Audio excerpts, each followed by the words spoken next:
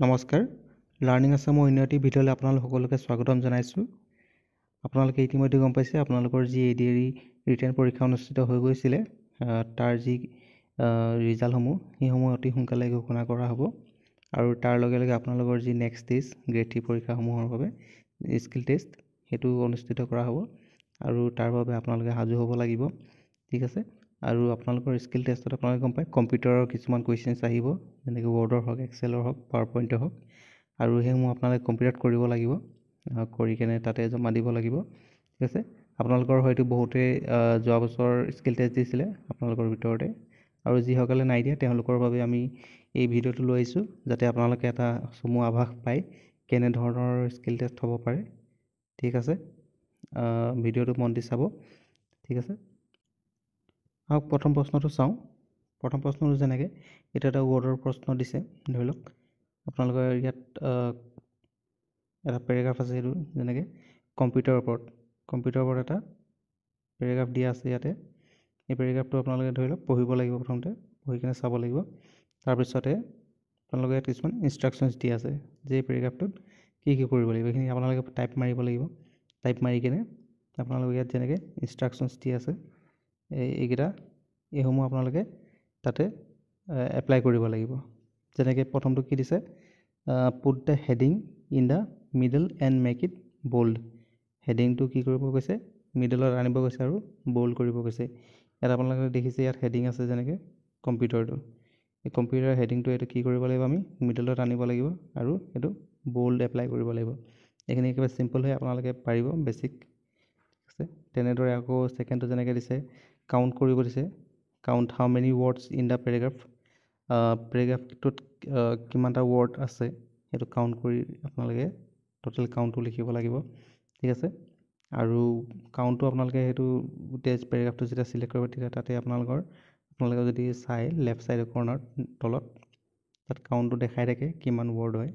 ঠিক আছে, তেনেকৈ আপোনালোকৰ 3টো যেনেকৈ দিছে put second paragraph in the middle order. আপোনালোকৰ যিটো ইয়াত দেখিছে এটা ছেকেণ্ড পেৰেগ্ৰাফ এটা আছে, দুটা পেৰেগ্ৰাফ দিয়া আছে যিহেতু এইটো ছেকেণ্ড পেৰেগ্ৰাফ। এই পেৰেগ্ৰাফটো কি কৰিব কৈছে, আপোনালোকে মিডল অৰ্ডাৰত আনিব লাগিব এইটো পেৰেগ্ৰাফটো, হয়নে? এইখিনি একেবাৰে বেছিক হয়।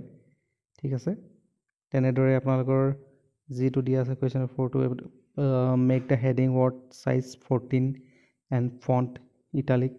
হেডিংটো আমি 14 চাইজত আনিব লাগিব আৰু ইটালিক কৰি দিব লাগিব।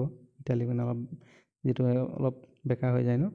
ঠিক আছে, তেনেকৈ আকৌ দিছে give the border of the পেজটোত আমি কি কৰিব লাগিব, বৰ্ডাৰ কৰিব লাগিব।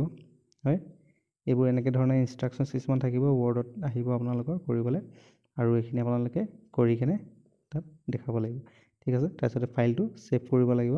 ঠিক আছে, আপোনালোকক এটা ফ'ল্ডাৰ বনাব দিব, ফ'ল্ডাৰটোৰ ভিতৰত ৱৰ্ড, এক্সেল আৰু পাৱাৰ পইণ্টটো ছেভ কৰিব লাগিব পৃথকে পৃথকে।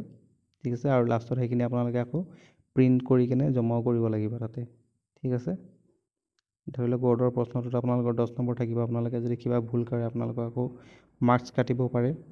ঠিক আছে, তেনেদৰে আকৌ যদি আমি পিছৰটো চাওঁ, ইয়াত যেনেকৈ দিয়া আছে consider the table below' which শ্ব'জ data of the number of balls in a box according to their colours, হয়নে?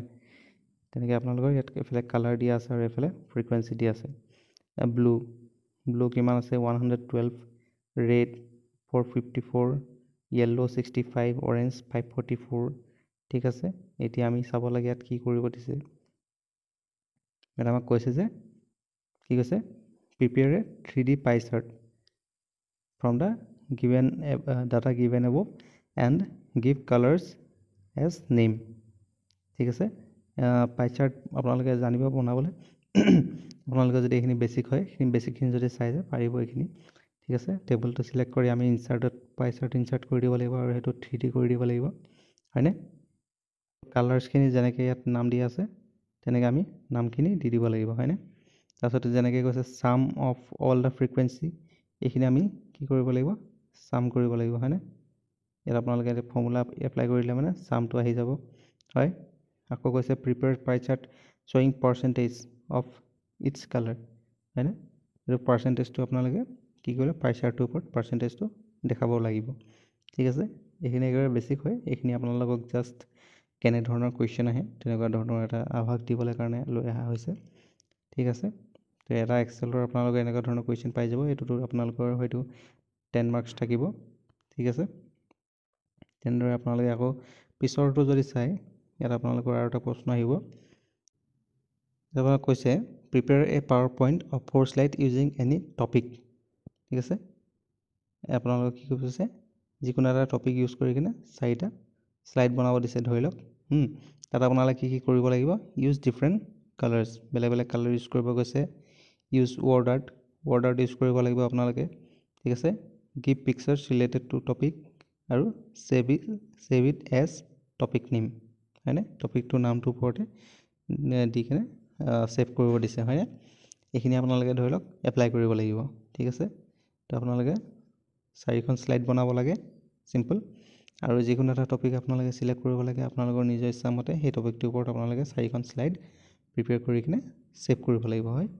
আকৌ সেইখিনি আপোনালোকে লাষ্টত কি কৰিব লাগিব, ছেভ কৰাৰ পিছত প্ৰিণ্ট কৰিব লাগিব, হয়।